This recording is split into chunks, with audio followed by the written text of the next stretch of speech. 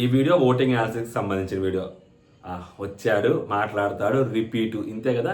ఆ టాప్లో తనుజ ఉందంట, వాడు ఇదంట, ఇంక వెళ్ళిపోతావు, డప్పు కొడతావు, వెళ్ళిపోతావు అంటే ఉన్నది ఉన్నట్టు మాట్లాడుకోవాలి, తప్పదు కదా.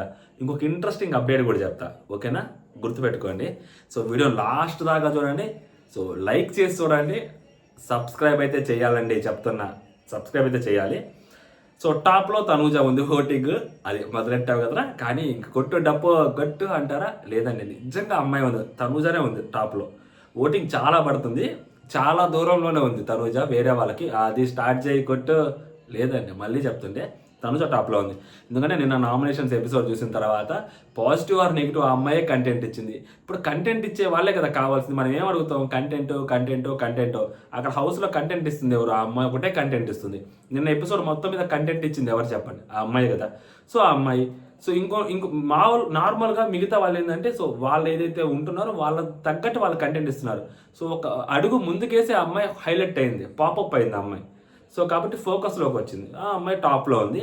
అండ్ నెక్స్ట్ సెకండ్ ప్లేస్లోకి వచ్చేసరికి కళ్యాణ్ బాబు ఉన్నాడు. సో కళ్యాణ్ బాబుకి ఓటింగ్ పడుతూనే ఉంది. సో నిన్న కొంచెం సింపతి వర్కౌట్ అయింది, అది డెమోన్ పవన్ తను నామినేట్ చేయడం అది ఇది. బట్ ఒకటి మిస్ అయింది పుష్ప. ఆ ఒక్కటి కానీ పడి ఉంటే పుష్ప దెబ్బ తిరిగేదనమాట. ఎక్కడ ప్రాబ్లం అంటే, సో కళ్యాణ్తో మనం మాట్లాడుకునేది ఏంటి? నామినేషన్స్లో గట్టిగా మాట్లాడాలి కళ్యాణ్, నామినేషన్స్లో గట్టిగా మాట్లాడలేదు కళ్యాణ్.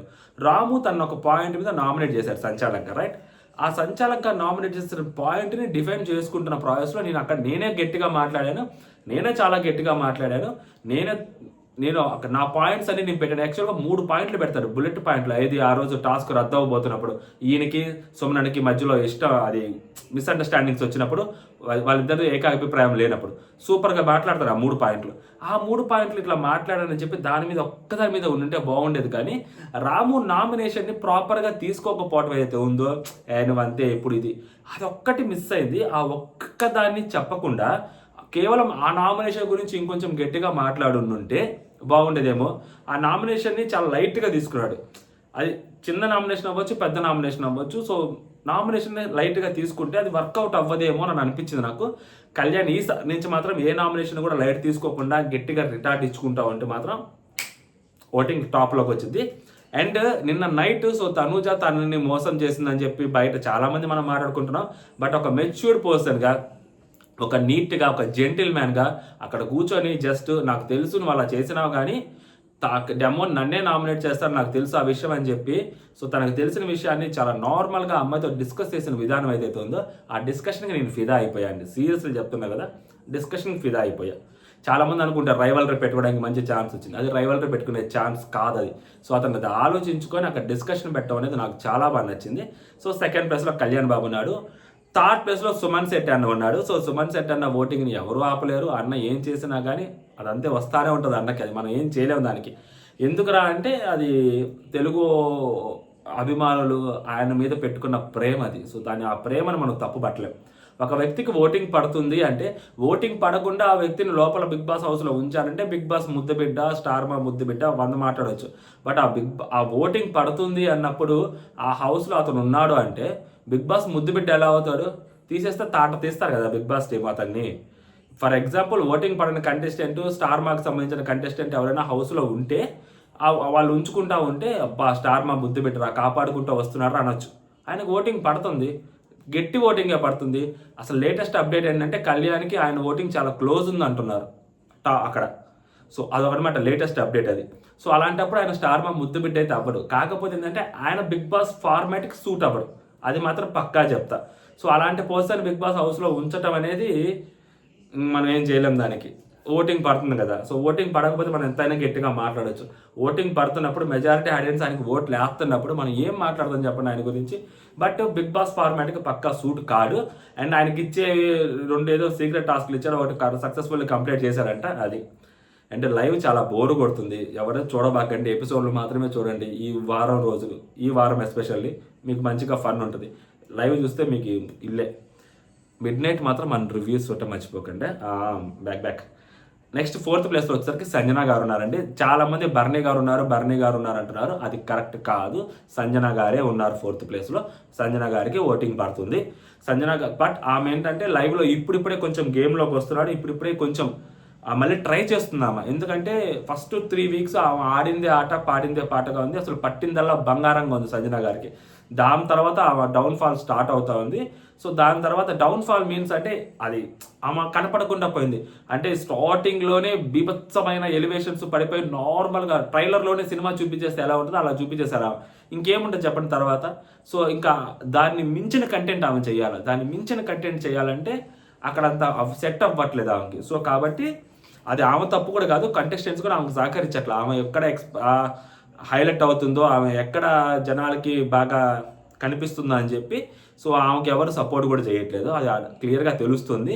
అండ్ నిన్న నామినేషన్స్లో కూడా ఇమాన్యుయల్ ఆమె వెళ్ళిపోతుంది అని చెప్పి భయపడిన ఇమాన్యుయల్ సేవ్ అయిపోయేసరికి సేవ్ అయిపోయింది అని చెప్పి ఏడ్చిన ఇమాన్యుయల్ నిన్న అసలు నామినేషన్స్లోకి తీసుకురాకుండా చేయొచ్చు కదా. ఇమాన్యుయల్ బొమ్మ పట్టుకొని అతను సేఫ్ గేమ్ అతను ఆడుకున్నాడు. ఓకే, ఆడుకోవచ్చు, తప్పలేదు. బట్ మమ్మీ బాండింగ్ అన్నావు కదా, సో నార్మల్ టాస్క్లు వేరు కదా, నామినేషన్స్ కదా. సో నామినేషన్స్లోకి రాకుండా చేసుకుంటే నువ్వు ఆ భయం తగ్గిద్ది కదా, చేసుకోవచ్చు కదా, బొమ్మ పట్టుకుని ఆడొచ్చు కదా, నేను ఉన్నాను కదా, నేను ఆడతాను కదా అని. నీ గేమ్ నువ్వు ఎందుకు ఆడుకోవటం? నువ్వు నామినేషన్స్లోకి వస్తే భయమా? నీకు భయం లేదు కదా ఎందుకు మరి నువ్వు అంత భయపడటం? ఇమాన్యుయల్ భయపడుతున్నాడు నామినేషన్స్కి ఏమో. మరి సంజన గారికి అక్కడ వెన్నుపోటు పొడిచాడేమని అనిపించింది ఒక పాయింట్లో నాకు. ఆ బాండింగ్ ఉంది కాబట్టి కొంచెం ఆ బాండింగ్ మీదైనా కానీ ఆమె కోసం చేస్తుంటే కొంచెం బాగుండేదేమో అనిపించింది. అండ్ నెక్స్ట్ వచ్చేసరికి 5th ప్లేస్లో భరణి గారు ఉన్నారు. సో భరణి గారి ఓటింగ్ అలాగే ఉందండి. మళ్ళీ చెప్తుంటే లాస్ట్ టైం లోపలికి ఎలా వచ్చారో అందరికీ తెలుసు, త్రూ తనూజ గారు ఓటింగ్ వచ్చారు. అలా అని చెప్పి భరణి గారికి లీస్ట్ ఓటింగ్ పడుతుందా అంటే లేదు. సో పోయినసారి అలా జరిగింది కాబట్టి ఈసారి వాళ్ళ ఫ్యాన్స్ అవ్వచ్చు, ఆయన అభిమానించే వాళ్ళు అవ్వచ్చు, ఎస్పెషల్లీ ఫ్యామిలీ ఆడియన్స్లో ఆయనకంటూ ఒక ఇమేజ్ ఉంది.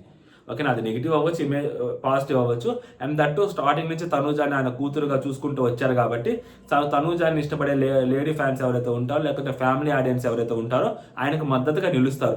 దట్టు నిన్న ఇద్దరు కలిసి అదే కూతురు అనుకొని ఒకళ్ళు, చెల్లెలు అనుకొని ఒకళ్ళు క్లోజ్గా చూసుకుని వాళ్ళ కోసం ఆయన బయటకు వెళ్ళిపోతే సో ఆయన వాళ్ళని తిరిగి వాళ్ళు ఆయనతో గొడవ పెట్టుకుంటారా, ఒకళ్ళు వచ్చి నామినేషన్ యాక్సెప్ట్ చేస్తారా అని చెప్పి పాప ఆయన మీద సింపతి చూపెట్టి భరణి గారికి ఓట్లు వేసే వాళ్ళు కూడా ఉంటారండి ఖచ్చితంగా. కాకపోతే భరణి గారు అక్కడ అమ్మాయిలతోటి ఏం గొడవ పడతాము, మన వాళ్ళతోటి ఏం గొడవ పడతామని చెప్పి ఆయన గట్టిగా మాట్లాడలేదని కూడా కొంతమందికి అనిపిస్తుండొచ్చు. సో అలా అనిపించిన వాళ్ళు కూడా అక్కడ ఆయన భరణి గారికి ఓట్లు వేస్తారు. సో భరణి గారు కూడా పర్లేదు, బట్ డేంజర్ జోన్ అయితే ఉంటారు. బాటమ్ 3 అంటేనే డేంజర్ జోన్. ఓకేనా. నెక్స్ట్ వచ్చేసరికి రాము రాథోడ్. ఇతను ఉంటాడు హౌస్లో, ప్రతిసారి నామినేషన్స్లోకి వస్తాడు, ప్రతిసారి ఎలిమినేషన్లో ఉన్నాడు, డేంజర్ జోన్ అంటాం, వస్తాడు, సేవ్ అవుతాడు, రిపీట్, వస్తాడు, సేవ్ అవుతాడు, రిపీట్. అదనమాట అతనిది. సేవ్ అవుతాడు, బట్ ఏంటంటే లోపల హడావుడు ఎక్కువ చేస్తున్నాడు. నేను వెళ్ళిపోతా అని చెప్పి చిరాకు తెప్పిస్తున్నాడు. వాళ్ళ అమ్మ వాళ్ళు వస్తారు ఇంకొక 2 వారాలు ఆగితే. అంత కష్టపడితే మన ఇంట్లో వాళ్ళని ఆ ప్లాట్ఫామ్ మీద చూపించమంటే కొన్ని కోట్ల మందికి మన వాళ్ళని మనం పరిచయం చేస్తున్నట్టు. అలాంటి ఒక అవకాశాన్ని ఎవ్వరు వదులుకోరు. ఎవరైనా కానీ ఫస్ట్ టార్గెట్ ఏంటంటే ఆ ఫ్యామిలీ వీక్ వరకు ఉండాలి అని అనుకుంటే వాళ్ళ మెయిన్ టార్గెట్ ఉంటుంది. ఎందుకంటే మన ఫ్యామిలీని పరిచయం చేస్తామని. అలాంటి వీక్ దగ్గరలో ఉన్నప్పుడు ఆ పిల్లలు నేను వెళ్ళిపోతా అని చెప్పి ఏడతా ఉన్నాడు. ఓట్లు అయితే పడుతున్నాయండి. రూరల్ ఓటింగ్ ఉంది, నార్మల్ ఓటింగ్ ఉంది. సో కొంచెం తింగర పనులు చేస్తున్నాడు. మన శనివారం కొంచెం మంచిగా నవ్వుపించాడు ఆ హీటెడ్ ఆర్గ్యుమెంట్ తర్వాత. సో అతనికి అంటే ఒక రికగ్నేషన్ అనేది దొరికింది. బట్ టాస్క్లో అగ్రెసివ్ నేచర్ చూపించట్లేదు, ఆ నామినేషన్స్లో కూడా అగ్రెసివ్ నేచర్ చూపించలేదు. బట్ కామెడీ ఫన్ అయితే చేస్తూ ఉన్నాడు. కావాలని వేరే వాళ్ళ దగ్గరికి వెళ్ళి కూర్చోడం అది మంచిగా చేస్తుండే. వెళ్ళిపోతాడు. ఆ హోమ్ సిక్ ఫీల్ అవుతున్నాడు. ఆ హోమ్ సిక్ ఫీల్ అవడం తగ్గించేసి కొంచెం టాస్క్ల మీద దృష్టి పెడితే ఈ వారం సేవ్ అయిపోతాడు. ఇంకా లాస్ట్ బట్ నాట్ లీస్ట్, కానీ లాస్టే మన సాయి శ్రీనివాస్ గారు.